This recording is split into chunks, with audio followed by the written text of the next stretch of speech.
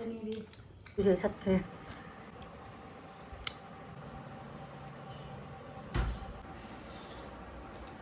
짱이 그러더래. 난.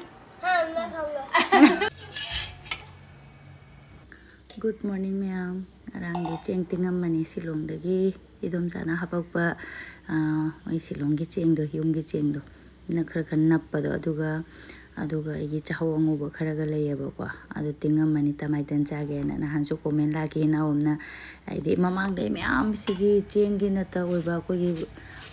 sau dum gi ora na dosa haire dana ko aduna hawai ga cheng go oire aduga hawai ga cheng aduga ꯑꯩꯈꯣꯏꯒꯤ ꯃꯩꯇꯩꯒꯤ ꯗꯣꯁꯥ ꯇꯃꯥꯏꯗꯟꯁꯤꯅ ꯈ꯭ꯋꯥꯏꯗꯒꯤ hand ꯃꯥꯜꯂꯦ ꯈꯜꯂꯤ ꯗꯣꯁꯥꯁꯦ ꯑꯩꯈꯣꯏ ꯁꯣꯅꯨꯅ ꯄꯥꯝꯕꯩ ꯋꯥꯔꯤꯅꯦꯕꯀꯣ ꯑꯗꯣ ꯑꯩꯗꯤ ꯁꯤꯒꯤ ꯑꯩꯈꯣꯏ ꯆꯦꯡꯅꯇ ꯁꯦꯝꯕ ꯇꯃꯥꯏꯗꯟꯅ ꯍꯥꯎꯕ ꯍꯦꯜꯂꯦ ꯑꯗꯣ ꯅꯍꯥꯟ ꯏꯅꯥꯎ ꯑꯃꯅ ꯍꯋꯥꯏ ꯌꯥꯎꯗ꯭ꯔꯁꯨ ꯏꯆꯦ ꯆꯦꯡꯅꯇ ꯇꯧꯕ ꯌꯥꯕ꯭ꯔꯥ ꯍꯥꯏꯅ ꯍꯪꯕ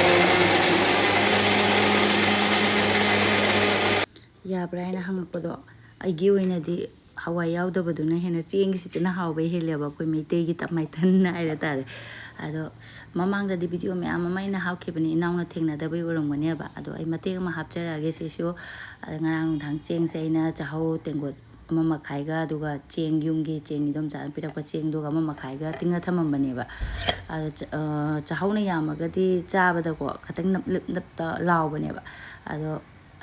dum aina ama makhai tingame ado chahuna ama makhai tingaga yung akhoi cheng ama market ai leibado oire ani gumba tengot ani gumba haba ko amana ama makhai muk lawrachu aduna chap chabane ba ado sumaina ta adum powder oina matam leijaraga di ko di grinder jar se akhoi gi jar sisu kangna takpadudi mai blade se kano tawidana thunasu kai haini bera kagalidana aduna aini ising katang hapaga aidi hisabamda dum charabani na khangeba ko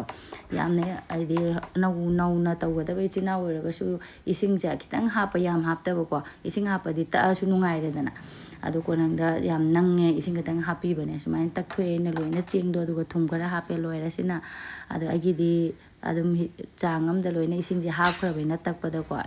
matak extra hapa mathau ta dareba adu gi china usina mahi di lang khara di upai leite do powder nattabanina ado khara kum na khitang kitang hapaga dum cheng je takpi bane ado khoi chumaina tamaidan se di cheng kitang yaurasu hawne agi di kuppe phajana ado se nahan lerakpa tawa done se tawa se phatte bo phengaga amuk ngarang nungthang se ina omelette thawbani ba no mapan se musalis ti luna ta asu akhoi yot phattabo oira mal are mada layurabane na khanjele da hana gi thaina gi sine na phai ado khaidagi nungai badi akhoi gi tamaidan hawbase tawa de adumaina video gi su khanna tawrani mamang so ina yot ki khangda hawbane ba ko tan sene adu yot ki khangda na hawbane henna nungai bane ba mana ani do pairaga akhoi gi sumaina ina chamasani ka khabai ani ka better hapise chengi mahi hapise ado hapaga khangani mana do pai urule di ko dole hena koi bani makum kum jan tamadi thuna sunga mun bane ado sumaina idi tawada dum tawri tawre ado sonuga paruga gi sa na chengi tanji di sana chani su hawe ado sonuga paruga gi na saninge da pija khalaba ado school thengjala na madum chana kebire paru se aduga sonodi amana kona giro amaka ka hobirake aduga sangom do holi sapaga moine gi ayuki breakfast is concert ki do mani si charaga amaka ka amuk hobire sonugi parudi amana mabu thanga koi du chengi tanche amana dum puk thangat pane ba adana paru se tiffin do ina happy garani ado sonu chalo baga chen gere thengai na aduga paru su madom chada thinbiu aina haiba madom chana su ma thinbiu rage kuisu kuidre ai su chatlane dona ma thinbiu rage na thinbigare ina phare yam kome doidi fi khara sugada basu lai tamtamne imungi thabak loisallamage ai chatpa ai sidi ko among phi ong dokane among tawba mathau yam tabani na ai dungai thinbina bam leirabani ne ina pina thinbigare aduga ai se phi suramani akoi gi umbu sina akoi se yum bhara ahum ga piri se mi suradi mathakta tenki sina ising hapasina kona deba ado nungthin gi pung ahum da thagaraga huji nongalaga pung 9 tarakpase bo ising thadadi kyam di wadure baltinam di suna loira isu chama loira do khara chamgada ba ꯋꯥꯜꯍꯧꯕꯒꯤꯀꯣ ꯕꯥꯊꯔꯨꯝꯗ ꯐꯝꯅ ꯂꯩꯔꯦ ꯁꯨꯃꯥꯏꯅ ꯀꯌꯥꯝ ꯌꯥꯝꯅꯅꯤ ꯏꯁꯤꯡ ꯂꯥꯛꯇ꯭ꯔꯒ ꯑꯩꯅ ꯕꯥꯊꯔꯨꯝꯁꯤꯗ ꯐꯝꯅ ꯂꯩꯁꯦ ꯐꯤꯁꯨ ꯆꯣꯠꯄ ꯑꯗꯣ ꯌꯦꯡꯉꯨ ꯄꯨꯡ 10:10 ꯇꯥꯔꯦ ꯁꯤ ꯐꯥꯎꯕꯗ ꯏꯁꯤꯡ ꯊꯥꯔꯛꯇ꯭ꯔꯤ ꯑꯩꯈꯣꯏ ꯃꯄꯨ ꯌꯦꯡꯉꯨꯅꯦ ꯁꯤꯕꯨ ꯍꯧꯖꯤꯛ 9 ꯈꯔ ꯍꯦꯜꯂꯛꯄꯗꯩ ꯊꯥꯔꯛꯑꯒ ꯑꯩꯒꯤ ꯇꯦꯡꯀꯤꯁꯦ ꯊꯜꯂꯛꯄꯗꯕꯀꯣ ꯄꯨꯡ ꯀꯌꯥ ꯇꯥꯗꯣꯔꯦ ꯑꯗꯨꯒ ꯏꯔꯨꯊꯣꯛꯑꯒ ꯗꯨꯞ ꯍꯥꯏꯗꯤ ꯐꯤꯗꯣ ꯆꯣꯠꯂꯕꯅꯤꯅꯀꯣ ꯑꯃꯨꯛ ꯗꯨꯞ ꯊꯥꯗꯣꯛ ꯈꯣꯠꯇꯣꯛꯅ ꯇꯧꯕ ꯂꯣꯏꯔꯒ ꯑꯩꯒꯤ ꯏꯅꯥꯎꯅꯨꯄꯤꯒ ꯑꯃꯨꯛ ꯆꯥ ꯂꯣꯜꯂꯦ ꯇꯟꯁꯦ ꯇꯃꯥꯏꯇꯟꯁꯤꯁꯨ ꯍꯧꯔꯦ ꯑꯗꯨꯒ ꯆꯥꯃꯤꯟꯅꯅꯤ ꯍꯧꯖꯤꯛ ꯑꯩꯈꯣꯏꯅꯤꯅ ꯕ꯭ꯔꯦꯛꯐꯥꯁ ꯇꯧꯗꯣꯏꯁꯦ ꯄꯨꯡ 10:30 ꯌꯦꯡꯉꯨ ꯃꯌꯥꯝ ꯏꯁꯤꯡ ꯂꯥꯛꯑꯒ ꯗꯨꯞ ꯊꯥꯔꯒ ꯂꯥꯏꯒꯤ ꯏꯁꯤꯡ ꯀꯩꯀꯩ ꯂꯧꯒꯗꯕ ꯂꯩꯕꯅꯤꯅꯅꯦ ꯗꯨꯞ ꯊꯥꯗ꯭ꯔꯤꯉꯩꯁꯨ ꯑꯩꯗꯤ ꯕ꯭ꯔꯦꯛꯐꯥꯁꯁꯦ ꯇꯧꯗꯦꯕ ꯑꯩꯅ ꯏꯅꯥꯎꯅꯨꯄꯤꯗ ꯃꯥ ꯆꯥꯈꯠꯂꯣ ꯍꯥꯏꯅ ꯍꯥꯏꯕꯅꯤ ꯃꯥꯁꯨ ꯆꯤꯆꯦꯒ ꯄꯨꯟꯖꯥꯅꯦꯅ ꯂꯩꯔꯦ ꯆꯥꯒ ꯁꯣꯝꯗ ꯗꯨꯞ ꯊꯥꯔꯤꯕꯅꯤꯅ ꯃꯩ ꯃꯨꯠꯈ꯭ꯔꯅꯦꯅ ꯑꯃꯨꯛ ꯁꯣꯝꯗ ꯂꯥꯛꯑꯦ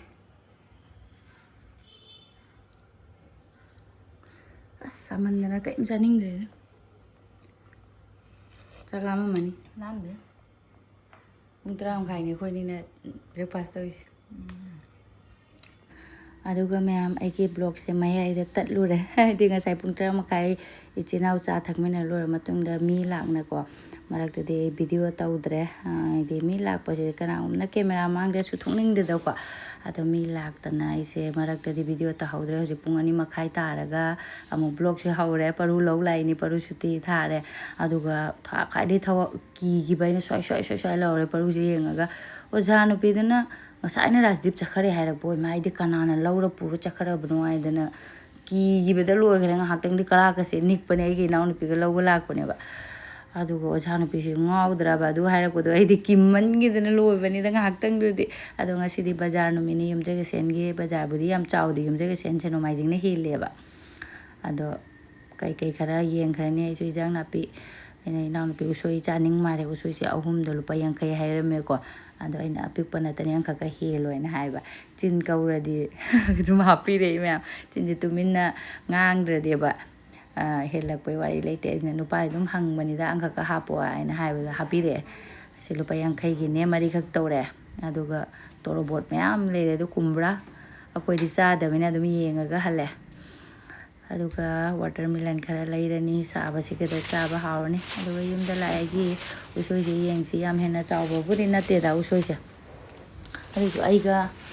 ꯏꯅꯥꯎꯄꯤꯒꯇ ꯆꯥꯗꯣꯏꯅꯤꯅ ꯀꯪꯅ ꯃꯦꯠꯂꯒꯅꯦ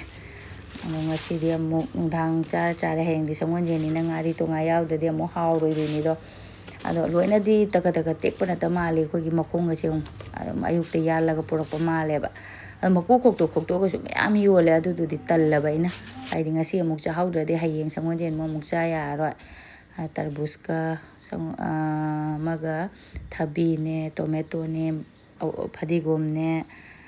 ꯈꯔ ꯇꯧꯅ ꯁꯨꯃꯥꯏꯅ ꯕꯦꯔꯦꯟꯗ꯭ꯔꯤꯒ ꯇꯧꯔꯒ ꯈꯔ ꯂꯧꯔꯛꯑꯦ ꯄꯔꯨ ꯏꯔꯨꯊꯣꯛꯄꯤꯔꯒ ꯆꯥꯛ ꯆꯥꯅꯕ ꯇꯧꯔꯒꯦ ꯑꯩꯈꯣꯏꯁꯨ ꯊꯦꯡꯉꯦ ꯍꯧꯖꯤꯛꯁꯦ ꯍꯜꯂꯛꯄ ꯄꯨꯡ 3 ꯇꯥꯔꯦ ꯕꯖꯥꯔꯁꯨ ꯇꯧꯔ ꯂꯥꯛꯑꯃꯤ ꯑꯥꯏꯁ ꯀ꯭ꯔꯤꯝꯁꯦ ꯆꯥꯊꯣꯛꯑꯁꯤꯔꯣ ꯂꯣꯏ ꯀꯪꯉꯕ ꯀꯪꯉꯦ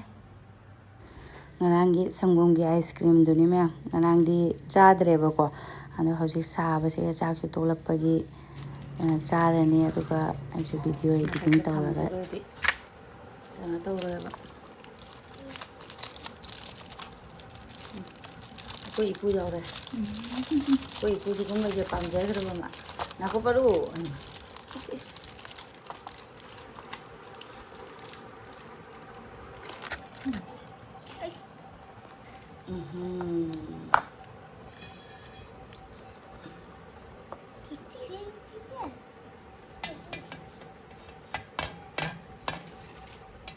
이싱게 룩더래.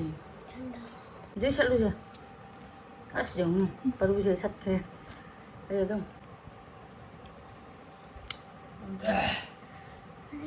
뒤로 도시로. 와우. cái đầu nó gì cái lỗ giờ không không kita lỗ thua chứ đấy ra rồi hay mình चलो बाबू सी चले गए हैं mình जा रहे खाने नहीं हम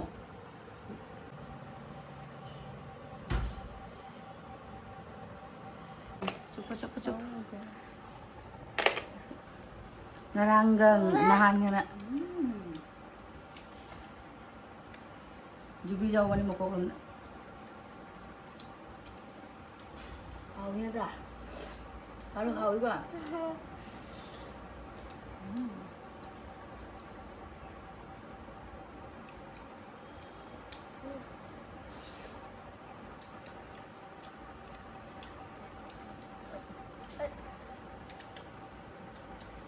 Baruda nang chupi do thammo ama se lau ka hai di phat lau lau gi du ngasai di khalli do yung atung ba si mu pa mi man to gi do adu gai di asi chu pa mi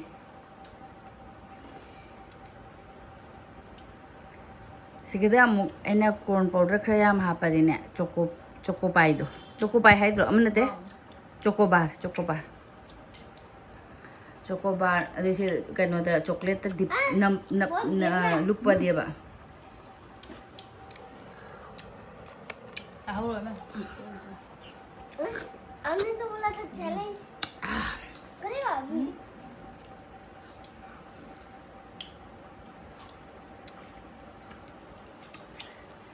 Semana hana koi ping ada ma ko ke jauh ro semana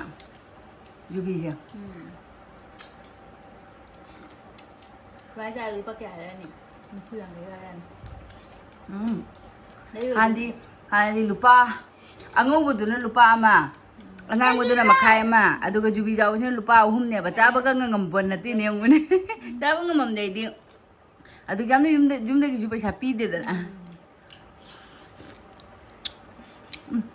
Makai jubi sini kali hau Hau ba? Ang video dah Jiang agak Nyong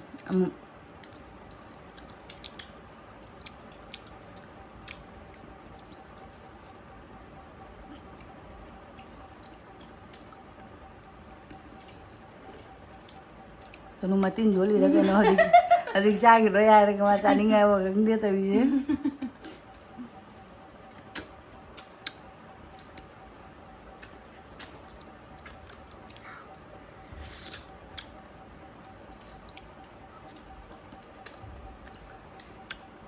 baru bu macan ini dia hadam gimana kok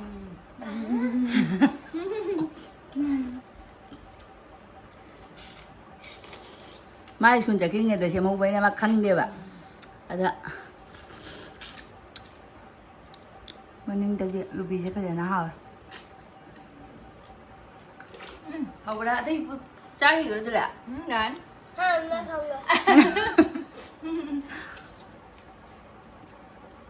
nang chan da la mi da एक और गए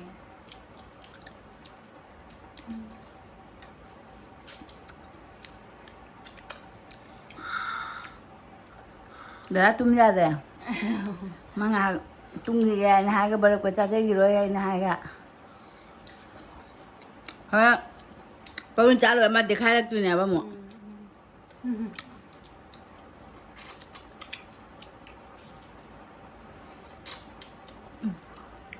Ai tum ne? Hả? एक और क्या नहीं. ये खाए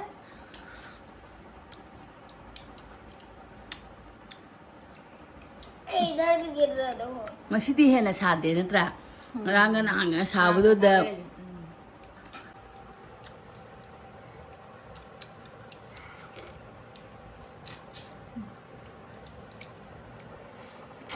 Elo ra ba. Rồi.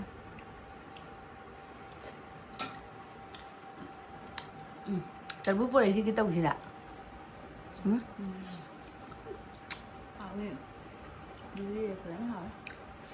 Nó hao ạ mama tao bây giờ rồi nè mà chi nhiều này số nó học cái lấy cho mi lùi ra đó mà mua gì ngang gì sọc gai vậy xa rồi ta được làm cái gì cái thằng nó ngầm cái gì nghe bà đua thu hai rồi đi cân lấy gì đâu đi mà ngầm mi nè đó ơi chua lên đi không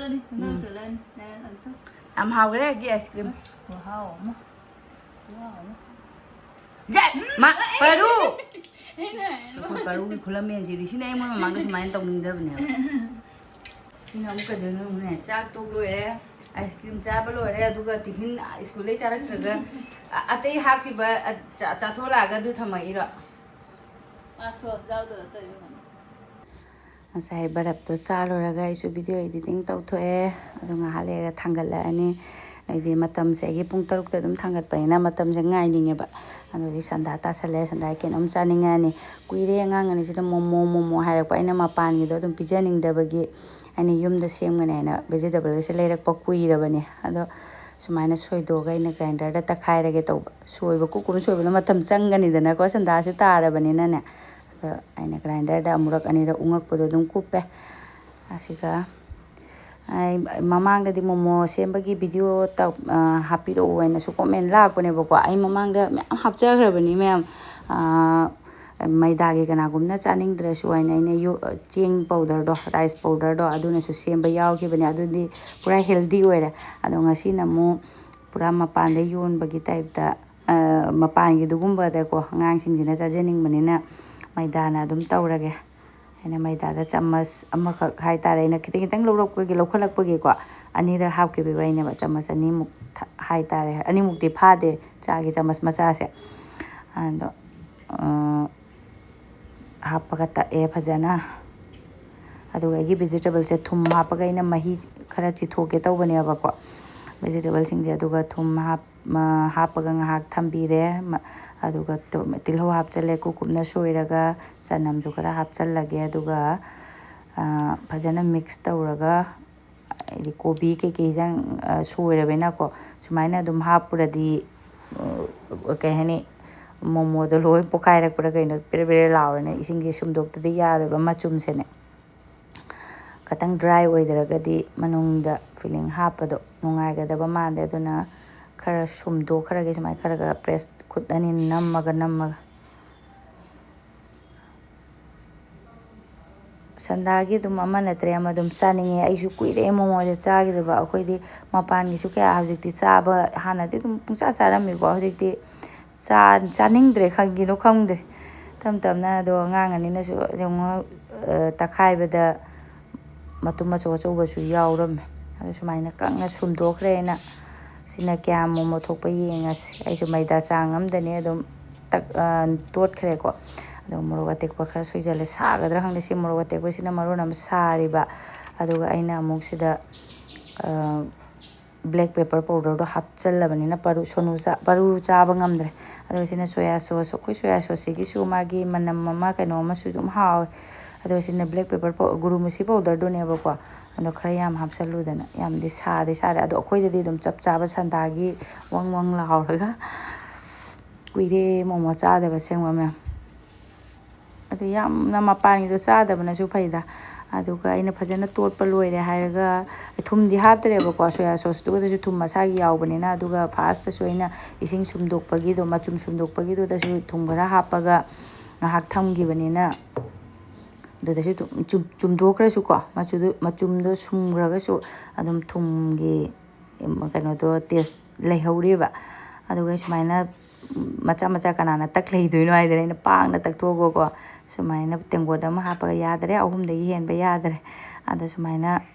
krok koina taramina fajaredana ko ado momo sidi nungti akoina sijinaba nattabaina ko magi shape se pibada matam khradi changneba akoidane aduga migi haiba market ta phangbo damaina haina yomba su haite yamna sune ado yengasi meyam aisu sum mamangdasu sum kharadi tawkhrabanina khara idea budi lere nukti tawdaba haise ekta fajaba hekta walayeba mong shape ka pirakidoine atal ainaga tanjala ko mong tawrakto yan ada duplicate khara maladi yare na khalle do ada yare da sisu ko yumda chaba boy yumda chaba se karamna hayone as sugyam wada isarupadi leira chabna hena phare na isana semaga aduga healthy kita wasu natabida ko isana hygiene da semba kita su nataba isana semaga chaba kaise asigisu mahaw ma nungaira wakhaltana nungaidana ko asmale he kaina tawraga adugi nungaibaduna ma oyeba asaise mong shape kane taksari ne ko mem tawjari ne ise ngo aduga mansu manbidre simadi khoi lip ki shape do yadre da fajaba wale isi shape se moga tawrage aduga goal sidi tawre aduga asina momo side amde te yomaga ꯇꯧꯕꯤꯗꯣ ꯑꯁꯤꯃꯨꯛ ꯇꯧꯔꯛꯑꯒꯦ ꯏꯊꯟꯇꯒ ꯁꯦꯝꯃꯒ ꯃꯣꯃꯣ ꯆꯥꯕꯒꯥꯏꯁꯦ ꯌꯥꯝ ꯇꯟꯕꯩ ꯋꯥꯅꯤꯗ ꯑꯗꯣ ꯑꯗꯨꯝ ꯈꯪꯗꯦ ꯅꯨꯡꯉꯥꯏꯕꯒꯤꯗꯤ ꯅꯨꯡꯉꯥꯏ ꯏꯊꯟꯇ ꯁꯦꯝ ꯂꯣꯏꯔꯒ ꯐꯖꯔꯒ ꯃꯨꯜꯂꯒ ꯍꯥꯎꯔꯝꯃꯗꯤ ꯃꯌꯥꯝꯅꯒ ꯇꯥꯔꯤꯐ ꯀꯩ ꯍꯥꯎꯔꯦ ꯀꯥꯏꯅ ꯐꯖꯔꯦ ꯀ ꯍꯥꯏꯔꯕ ꯑꯁ ꯑꯗꯨꯒꯤ ꯈꯨꯅꯨꯡꯉꯥꯏꯗꯨꯗꯤ ꯃꯌꯥꯝ ꯂꯩꯇ꯭ꯔꯦ ꯁꯦꯞ 3ꯗꯤ ꯁꯨꯔꯦ ꯌꯦꯡꯉꯣ ꯃꯌꯥꯝ ꯑꯗꯨꯒ ꯑꯃꯨꯛ ꯇꯛꯑꯒ ꯍꯟꯗꯛꯇꯤ ꯈꯤꯇꯪ ꯄꯥꯛꯅ ꯇꯧꯔꯕꯅꯤꯅ ꯄꯤꯁ 4ꯈꯛ ꯊꯣꯛꯑꯦ ꯑꯗꯨꯒ ꯈ꯭ꯋꯥꯏꯗꯒꯤ ꯂꯥꯏꯕꯗꯤꯀꯣ ꯁꯤꯒꯤ ꯁꯦꯞꯁꯤꯅ ꯈ꯭ꯋꯥꯏꯗꯒꯤ ꯂꯥꯏꯔꯦ ꯊꯥꯆꯦꯠ ꯁꯨꯃꯥꯏꯅ ꯌꯣꯝꯁꯜꯂꯦ ꯃꯌꯥꯏꯗ ꯍꯥꯞꯄꯒ ꯑꯗꯨꯒ ꯃꯕꯨꯛꯁꯦ ꯅꯥꯀꯜ ꯑꯃꯗ ꯏꯟꯊꯣꯛꯑꯒꯀꯣ ꯁꯥꯏꯠ ꯑꯅꯤꯗꯒꯤ ꯁꯨꯃꯥꯏꯅ ꯇꯛ ꯄꯤꯈ꯭ꯔꯕ ꯂꯣꯏꯔꯦ ꯁꯤꯅꯗꯤ ꯈ꯭ꯋꯥꯏꯗꯒꯤ ꯀꯣꯝꯃꯦ ꯁꯤꯒꯤ ꯁꯦꯞꯁꯨ ꯎꯔꯝꯃꯅꯤꯗ ꯃꯌꯥꯝꯁꯨ ꯑꯗꯨꯒ ꯑꯗꯨꯝ ꯇꯧꯔꯒ ꯈꯨꯠꯁꯦ ꯌꯥꯡꯁꯜꯂꯛꯑꯦꯕ 3-4 ꯇꯧꯁꯜꯂꯛꯑꯗꯨꯒꯗꯤꯀꯣ ꯑꯗꯣ ꯁꯤꯅ ꯃꯣꯡ ꯃꯁꯛ ꯐꯖꯗ꯭ꯔꯁꯨ ꯐꯔꯦꯗꯥꯏꯅ ꯈꯜꯂꯒ ꯌꯥꯡꯁꯦ ꯁꯟꯗꯥꯕꯨ ꯇꯥꯁꯜꯂꯦ ꯑꯗꯨꯝ ꯏꯊꯟꯇ ꯇꯧꯔꯛꯄꯗꯅꯦ ꯏꯅꯥꯎꯄꯤꯅ ꯐꯤ ꯂꯧꯁꯟꯕꯒ ꯈꯣꯠꯆꯟꯕꯒ ꯋꯥꯏ ꯁꯤꯠꯄꯒ ꯋꯥꯏ ꯇꯩꯕꯒ ꯋꯥꯏ ꯁꯤꯠꯆꯟ ꯈꯣꯠꯆꯟ ꯇꯧꯔꯛꯄꯗ ꯑꯗꯨꯝ ꯃꯉꯣꯟꯗ ꯇꯧꯍꯜꯂꯕ ꯑꯗꯣ ꯁꯤꯒ ꯍꯧꯖꯤꯛ ꯂꯣꯏꯔꯦ ꯁꯤꯒꯤ ꯄꯤꯁꯇꯤ 15 ꯆꯥꯕꯗꯤ ꯁꯦꯀꯦꯟ ꯐꯥꯍꯧꯔꯣꯏ ꯑꯗꯨꯒ ꯋꯥꯕꯗꯤ ꯂꯣꯏꯈ꯭ꯔꯦꯗ ꯃꯌꯥꯝ ꯏꯊꯟꯇ ꯂꯦꯞꯄꯒ ꯁꯦꯝꯃꯛꯄꯗꯗꯤ ꯑꯗꯨꯒ ꯍꯧꯖꯤꯛ ꯁ꯭ꯇꯤꯝ ꯇꯧꯅꯕ ꯇꯧꯔꯒꯦ ꯑꯩꯒꯤꯗꯤ ꯁ꯭ꯇꯤꯝꯒꯤ ꯍꯥꯏꯕꯨ ꯁꯤꯁꯤꯅꯤ ꯔꯥꯏꯁ ꯀꯨꯀꯔ ꯊꯥꯏꯅꯒꯤꯁꯦ ꯑꯗꯨꯒ ꯏꯁꯤꯡ ꯃꯈꯥꯗ ꯈꯔ ꯍꯥꯞꯄꯦ ꯑꯗꯨꯒ ꯁꯨꯃꯥꯏꯅ ꯁꯤ ꯑꯩꯅ ꯂꯪꯖꯦꯛꯇ꯭ꯔꯕꯅꯦꯕ ꯑꯩꯈꯣꯏꯒꯤ ꯃꯥꯒꯤ ꯕꯣꯗꯤꯗꯣ ꯌꯥꯎꯗ꯭ꯔꯒꯁꯨꯅꯦ ꯔꯥꯏꯁ ꯀꯨꯀꯔꯒꯤꯗ ꯁꯤ ꯑꯣꯏꯅ ꯇꯧꯕꯁꯨ ꯐꯅ ꯑꯗꯨꯝ ꯅꯨꯡꯉꯥꯏꯔꯦ ꯍꯥꯏꯗꯅ ꯀꯣꯟꯁꯤ ꯏꯁꯇꯤꯜꯁꯤꯁꯨ ꯐꯕꯅꯤꯅꯀꯣ ꯑꯗꯨꯒ ꯃꯤꯅꯤꯠ 15 ꯌꯦꯡꯒꯦꯀꯣ ꯃꯤꯅꯤꯠ 15ꯃꯨꯛꯇ ꯃꯨꯟꯕꯩ ꯃꯑꯣꯡꯗꯨꯁꯨ ꯈꯪꯒꯅꯤꯅꯀꯣ ꯅꯨꯡꯇꯤꯒꯤ ꯇꯧꯗꯕꯅꯤꯅ ꯑꯩꯁꯨ ꯍꯥꯏꯗꯤ ꯄꯨꯡ ꯀꯌꯥꯃꯨꯛꯇ ꯃꯨꯟꯕ ꯈꯣꯠꯄ ꯍꯥꯏꯗꯣ ꯈꯪꯗꯦꯕ ꯑꯗꯣ ꯃꯤꯅꯤꯠ 15ꯃꯨꯛꯀꯤꯗꯣ ꯍꯥꯡꯗꯣꯛꯑ ꯌꯦꯡꯒꯦ ꯑꯗꯨꯒ ꯁꯤꯅ ꯆꯠꯅꯤ ꯇꯣꯃꯦꯇꯣꯒ ꯃꯣꯔꯣꯛ ꯑꯁꯥꯡꯕꯒ ꯆꯅꯝꯒ ꯐꯨꯠꯈ꯭ꯔꯦ ꯑꯩꯅ ꯉꯥꯏꯍꯥꯛ ꯑꯗꯣ ꯁꯤ ꯃꯣꯔꯣꯛ ꯑꯁꯥꯅ ꯇꯧꯕꯗꯣ ꯁꯤꯒꯤ ꯃꯣꯔꯣꯛꯁꯦ ꯌꯥꯝ ꯁꯥꯏꯌꯦ ꯑꯩꯈꯣꯏꯒꯤ ꯃꯣꯔꯣꯛ ꯑꯉꯥꯡꯕꯁꯦꯅꯦ ꯈꯤꯇꯪ ꯋꯥꯠꯂꯤ ꯇꯣꯃꯦꯇꯣꯁꯦ ꯃꯨꯟꯒꯗꯕ ꯑꯗꯨꯒ ꯁꯤꯗꯤ ꯌꯥꯔꯅꯤ ꯃꯨꯠꯊꯠꯂꯒꯦ ꯑꯗꯨꯒ ꯉꯥꯏꯍꯥꯛꯇꯪ ꯏꯪꯍꯜꯂꯒ ꯒ꯭ꯔꯥꯏꯟꯗꯔ ꯖꯥꯔꯗ ꯍꯥꯞꯆꯤꯜꯂꯒ ꯇꯛꯈꯥꯏꯔꯛꯑꯒꯦ ꯁꯤꯁꯦ ꯌꯥꯔꯦ ꯑꯗꯨꯒ ꯇꯛꯈꯥꯏꯅꯕ ꯇꯧꯔꯛꯑꯒꯦ ꯑꯗꯨꯒ ꯊꯥꯎ ꯈꯤꯇꯪ ꯍꯥꯞꯄꯒ ꯁꯣꯛ ꯉꯧꯕꯣꯏ ꯀꯔꯤꯕꯣꯏ ꯇꯧꯔꯒ ꯈꯔ ꯃꯥꯒꯤ ꯁꯣꯌꯥ ꯁꯣꯁꯀꯨꯝꯕ ꯚꯤꯅꯦꯒꯔꯒꯨꯝꯕ ꯈꯔ ꯍꯥꯞꯆꯤꯜꯂꯒ ꯑꯗꯨꯝ ꯃꯇꯧ ꯃꯥꯟꯖꯔꯛꯑꯅꯤ ꯇꯤꯟ ꯇꯥꯔꯦ ꯃꯌꯥꯝ ꯂꯣꯏꯗ꯭ꯔꯤꯉꯩ ꯑꯗꯣ ꯑꯩꯒꯤꯁꯦ ꯃꯤꯅꯤꯠ 15ꯗ ꯑꯩꯅ ꯍꯥꯡꯗꯣꯛꯄꯅꯦꯕꯀꯣ ꯑꯗꯣ ꯉꯥꯏꯍꯥꯛꯇꯪꯒ ꯊꯝꯃꯨꯁꯤꯔꯥ ꯈꯟꯕ ꯑꯩꯅ ꯃꯀꯣꯛꯂꯣꯝꯁꯦ ꯃꯨꯟꯕꯨꯗꯤ ꯃꯨꯜꯂꯦꯕꯀꯣ ꯑꯗꯨꯏꯁꯨ ꯈꯤꯇꯪ ꯉꯥꯏꯍꯥꯛ ꯊꯝꯖꯤꯜꯂꯦ ꯑꯃꯨꯛ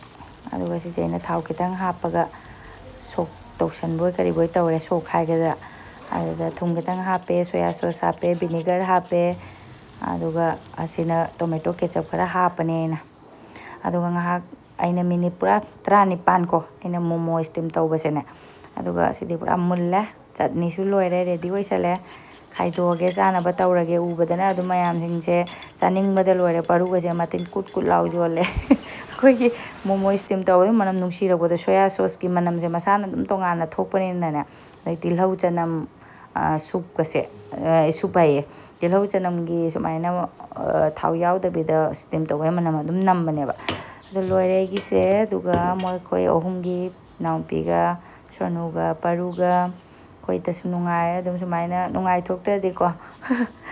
ꯑꯩ ꯁꯦꯝꯃꯦ ꯑꯩꯁꯦ ꯈꯪꯗ꯭ꯔꯦ ꯑꯆꯧꯕ ꯃꯆꯥꯒ ꯀꯔꯤꯝ ꯈꯪꯗꯦ ꯄꯨꯡꯆꯥꯗ ꯖꯦꯜꯂꯦ ꯃꯣꯏ ꯄꯪꯂꯧꯗ ꯂꯧꯖꯔꯅꯤ ꯍꯥꯏꯅ ꯑꯗꯨꯒ ꯁꯣꯁꯀ ꯆꯠꯅꯤꯒ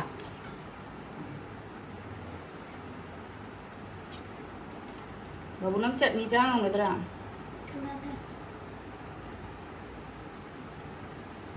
ꯍꯥꯟꯅ ꯁꯤ ꯍꯥꯟꯅ ꯅꯝꯃ ꯆꯥꯕ ꯉꯝꯃꯗꯤ ꯆꯥꯅ ꯆꯥꯕ ꯍꯧꯔꯒꯦ ꯆꯥꯕ ꯁꯥꯔꯤꯉꯩꯗ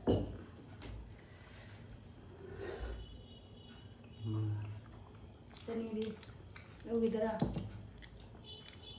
ꯃꯣꯁꯥꯕ ꯆꯅꯤꯗ ꯍꯥ ꯌꯨꯝ ꯌꯥꯝꯃꯗꯤ ꯈꯔ ꯅꯪ ꯆꯥꯕ ꯉꯝꯃꯔꯣ ꯆꯠꯅꯤ ꯉꯝꯃꯦ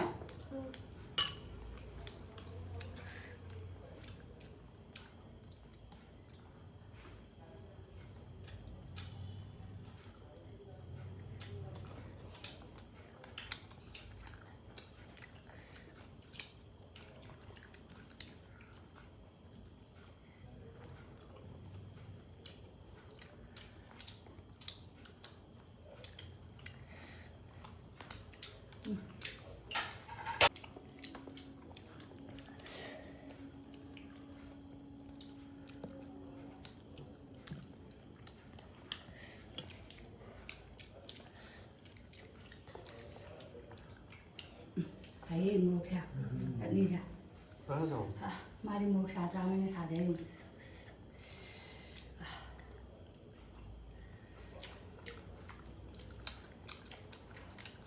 아니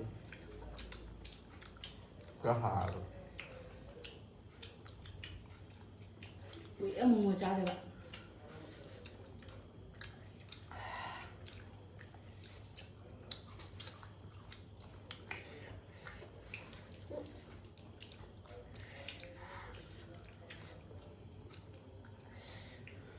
그 ꯆꯠꯅꯤ ꯆꯥ ꯉꯝꯗ꯭ꯔ ꯃꯥꯜꯂꯦ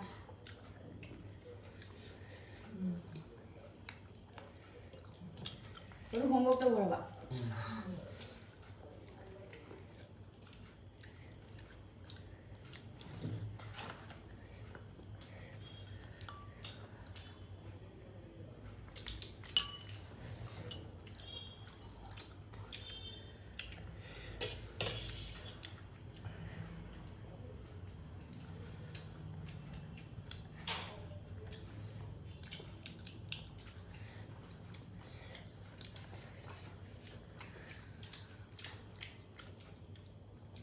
khara. 응? 아.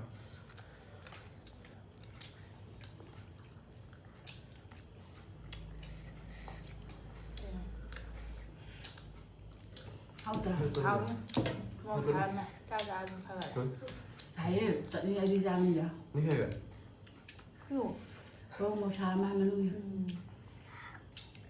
먹고 해도 들어도 비워요 말을 해요. 말을 하래. ꯃꯅꯨꯡꯒꯤꯁꯤꯁꯨ ꯃꯣꯔꯣꯛ ꯑꯇꯦꯛꯄꯁꯨ ꯑꯗꯩꯗꯤ ꯃꯨꯔꯨꯃꯨꯁꯤ ꯍꯥꯞꯄ ꯍꯦꯛ ꯑꯩꯈꯣꯏꯗꯗꯤ ꯆꯞ ꯆꯥꯕ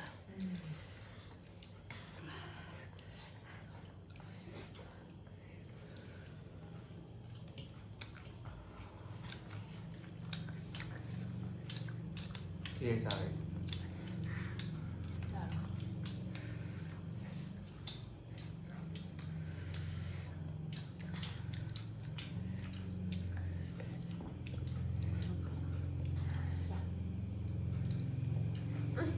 애기는 먹어. 자, 못 사요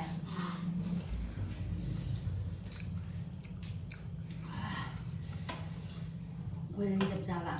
ꯁꯟꯗꯥꯒꯤ ꯂꯦꯜꯂꯦꯍꯦ 너무 잘 짜워. 아 너무 잘 짜워.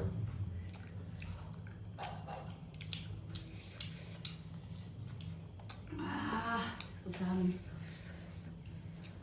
ꯆꯅꯤ ꯂꯦꯡꯗ꯭ꯔꯦ ꯃꯣꯔꯣꯛ ꯁꯥꯏꯌꯦ